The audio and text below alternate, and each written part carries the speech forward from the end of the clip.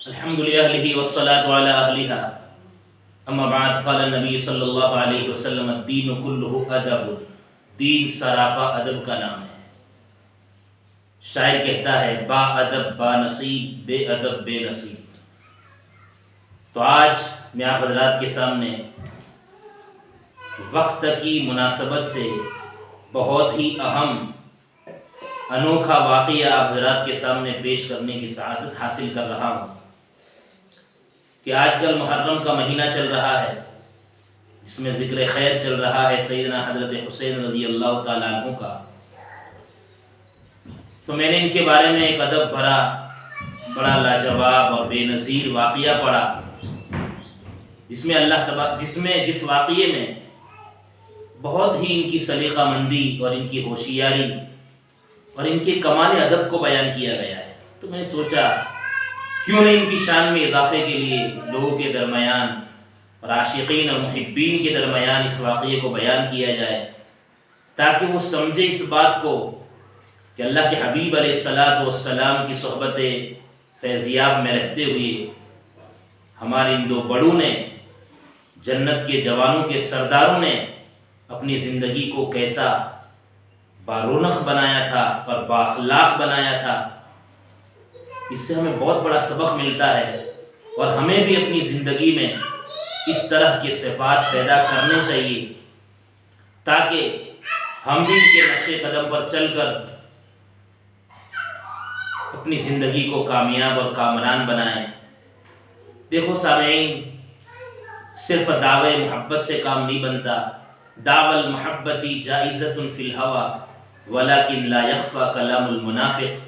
محبت کے دعوے تو ہر کوئی کر لیتا ہے، لیکن جو دل سے خالی ہوتا ہے اس کی بات کبھی چھپا نہیں کرتی۔ تو جو ہم محبت کے دم بھرتے ہیں، ضروری ہے کہ اس محبت کے دعوے کو اخلاص میں تبدیل کرنے کے لیے اور سچی محبت پیدا کرنے کے لیے ہم ذرا اپنے محبوب کی اداؤں کو بھی اپنی زندگی میں لانے والے بنیں، ان کے صفات سے اپنے آپ کو لبریز کرنے والے بنیں۔ تو چلیے میں اس بہترین اور لاجواب اور اس نورانی اور عرفانی واقعے کو آپ حضرات کے سامنے بیان کرتا چلوں کہ ایک مرتبہ کا واقعہ ہے کہ سیدنا حضرت حسن رضی اللہ تعالیٰ عنہ اور سیدنا حضرت حسین رضی اللہ تعالیٰ عنہما ایک جگہ جا رہے ہوتے ہیں۔ راستے میں انہوں نے ایک شخص کو دیکھا کہ وہ وضو کر رہا ہے، لیکن وضو شریعت کے مطابق نہیں ہے۔ وضو میں وہ بات نہیں ہے جو مطلوب شریعت ہے، اور آپ کو معلوم ہونا چاہیے وضو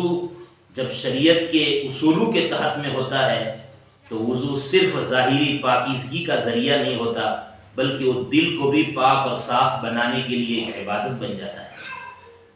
لہذا بہت ضروری ہے کہ نماز سے قبل اپنے وضو کو بھی شریعت کے دائرے میں رہتے ہوئے وضو بنانے والے بنیں، تاکہ ہمارے ظاہری اعضاء بھی پاک اور صاف ہو، اور عبادت بننے کے نتیجے میں ہمارا دل اور ہماری روح بھی پاک اور صاف بن جائے۔ تو ان دونوں جیالوں نے، ان دونوں سیدوں نے یہ سوچا کہ اس آدمی کا وضو ٹھیک نہیں ہے، لیکن اب اسے اس کی غلطی بتانی ہے، اور عمر میں وہ بڑے ہیں، تو آخر کون سا راستہ اختیار کیا جائے اور کون سا طریقہ اختیار کیا جائے کہ سانپ بھی مر جائے اور لاٹھی بھی بچ جائے، یعنی ادب کا بھی پورا لحاظ ہو جائے اور سامنے والے کی غلطی بھی اسے معلوم ہو جائے۔ یہ انداز ہوتا ہے صحیح تربیت پانے والوں کا، صحیح مسلمانوں کا۔ تو ان دو آقاؤں نے بڑے ہی عقل مندی سے اور بڑی ہی سمجھداری سے، عجیب و غریب طریقے سے اپنے اس بڑے آدمی کو جو وضو میں غلطی کر رہے تھے، بہت نہایت کتنے عجیب و غریب پیرائے سے ان کی غلطی کو درست کر لیا اور ایک بہت بڑا کار خیر انجام دے دیا۔ اللہ پاک ہم تمام کو اپنی اس زندگی میں اسی نقش قدم پر چل کر اپنی زندگی گزارنے کی ہمیں توفیق عطا فرمائے، اور جبھی جا کر سچی محبت میں ہم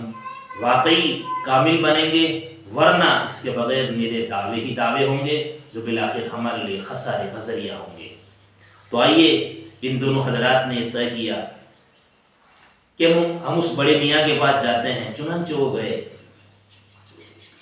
اور ان میں سے ایک گئے اور جا کر کہا اے چچا جان، بے شک میرا یہ بھائی مجھ سے نہیں، میرا یہ گمان ہے کہ میرا بھائی مجھ سے اچھی طرح وضو کر رہا ہے، اس کا یہ خیال ہے ان اخی ھذا یظن انہ یحسن الوضوء اکثر منی، یہ میرا بھائی یہ سمجھ رہا ہے کہ وہ اچھی طرح وضو کر رہا ہے، تو ذرا ہم آپ سے درخواست کرنے آئے ہیں کہ آپ ہم میں سے ہر ایک کے وضو کو دیکھیں، اس کا گمان جو یہ کر رہا ہے کہ وہ اچھی طرح وضو کرتا ہے مجھ سے، اس میں وہ ٹھیک ہے، یا پھر میرا وضو جو میں کر رہا ہوں اپنے گمان کے حساب سے ٹھیک سمجھ رہا ہوں اسے، میرا وضو ٹھیک ہے۔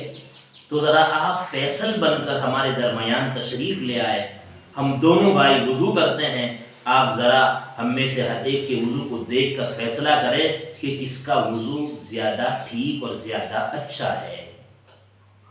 پھر آپ گواہی دیں ہمارے بارے میں، فیصلہ کریں۔ چنانچہ دونوں بھائیوں میں سے ہر ایک نے وضو کیا اور وہ بڑے میاں دیکھ رہے تھے، پھر اس شخص نے دیکھا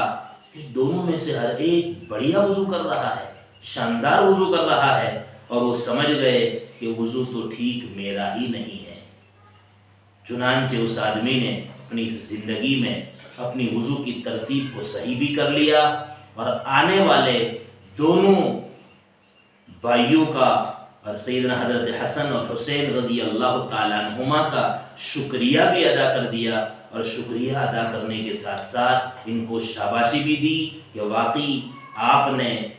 بڑوں کو احترام کے ساتھ میں ایسی غلطی پر متنبہ فرمایا، اور اس ترتیب سے اور اس طریقے اور سلیقہ مندی سے متنبہ فرمایا جو واقعی آپ لوگوں ہی کی دانش مندی کا حصہ ہے اور آپ کے کمال ادب کی بات ہے۔ چنانچہ اس آدمی نے کہا الآن قد علمت وتعلمت منکما کیف اتوضا، الحمدللہ اب میں سمجھ گیا تم دونوں حضرات سے کہ کیسے مجھے وضو کرنا چاہیے، اور چنانچہ وہ ٹھیک طرح وضو کرنے والے بن گئے۔ تو بزرگوں، یہ بات ہے ہمارے لیے پلے باندھنے کی، آنچل میں رکھنے کی، اور ہمیں اس بات کو گرہ لگانی ہے کہ آج کل ہم ان ایام میں چل رہے ہیں کہ جن میں ہم ذکر خیر کرتے ہیں ہمارے ان دو بڑوں کا، تو ضروری ہے ہمارے لیے کہ چھوٹے سے واقعے سے ہم عبرت لینے والے بنیں کہ ہمیں کیسے اپنے بڑوں کے ساتھ میں نہیں عن المنکر کا معاملہ کرنا ہے، اور کیسے شریعت ہمیں ایک دوسرے کو بتلانی ہے، کیسے دین ہمیں پہنچانا ہے۔ اسی لیے مفتی شفیع صاحب نور اللہ مرقدہ، مفتی شبیر احمد صاحب عثمانی نور اللہ مرقدہ کی ایک بات نقل فرماتے ہیں اپنے خطبات میں۔ حضرت نے فرمایا حق بات کو حق طریقے اور حق نیت سے کہا جائے تو ہی وہ بات ثمر آور اور بار آور اور نتیجہ خیر ہوتی ہے، ورنہ ان میں سے کوئی ایک بات بھی اگر چھوٹ جائے تو وہ بات نہیں بنتی جو حق بات کے نتیجے میں ہونی چاہیے، یعنی پھر کوئی انتشار، کوئی فساد اور جھگڑا ہی کھڑا ہوتا ہے۔ ورنہ اگر ان تینوں باتوں کا لحاظ رکھتے ہوئے کوئی حق بات کہی جائے تو ضرور وہ حق بات اپنا اثر رکھتی ہے، لیکن عام طور پر ان باتوں کا فقدان ہے، یا بات حق تو ہوتی ہے لیکن طریقہ حق نہیں ہوتا، یا پھر نیت حق نہیں ہوتی ہے، تو ہم اس کے نتیجے میں خسارے اور فساد تک پہنچ جاتے ہیں، جھگڑے کی نوبت پیدا ہو جاتی ہے۔ یہ بہت ہی زیادہ نامناسب اور نازیبا بات ہے، ہمیں اس سے اپنے آپ کو بچانا چاہیے اور اپنی زندگی میں حق بات کو کہنے کا طریقہ اور اس کا اسلوب بھی سیکھنا چاہیے۔ اللہ پاک ہم تمام کو اس مختصر سے لطیفے اور واقعے سے اپنی زندگی میں بہت کچھ عبرت لینے والا بنائے، سب سے پہلے مجھے اور ثانیاً آپ تمام حضرات کو۔ لہذا اللہ پاک سے ہم دعا کرتے ہیں کہ باری تعالیٰ ہمیں ہمارے ان دو بڑوں کے نقش قدم پر زندگی گزارنے کی توفیق عطا فرمائے۔ دوستو، اس بات کو خود بھی عملی جامہ پہنائیں اور زیادہ سے زیادہ اپنے متعلقین اور اپنے مسلمان بھائی بہنوں تک ان باتوں کو پہنچا کر زندگی کو بدلنے کا ہم فیصلہ کریں۔ وعلیکم السلام ورحمۃ اللہ وبرکاتہ۔